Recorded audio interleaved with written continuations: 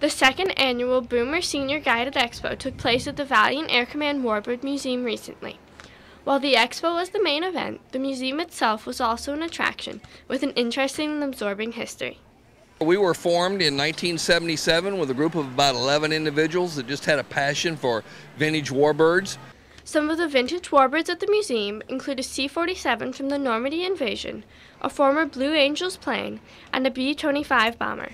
These historical treasures bring back old memories and new emotions for many people.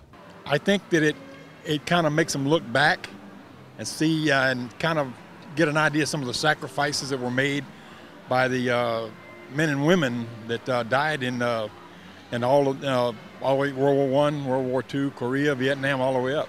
And because we have aircraft that span all the way across that time. The museum also houses a multitude of historical memorabilia in two separate hangars. Here we have lots of artifacts and memorabilia from World War I through World War II, Korea, Vietnam, and the modern. So if you're interested in either vintage warbirds or memorabilia or history, this is the great place to come.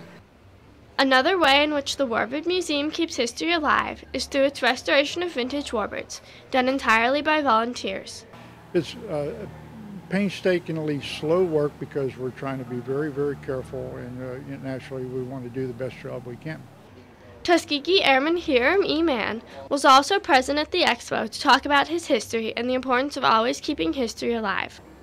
Well, I was in the first bunch of Negroes to get the 5 months college training detachment.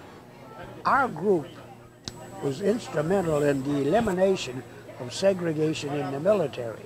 Colonel Mann is a great example of the importance of promoting education and history, which is exactly what the Warbird Museum and Expo does. Pretty soon there won't be any World War II veterans left, unfortunately, to be able to tell their own story. So this not only draws senior citizens in, but it draws in young people who get a chance to be exposed to things like this, like our museum, and history. For Viera Voice and Senior Life, this is Alana Folk.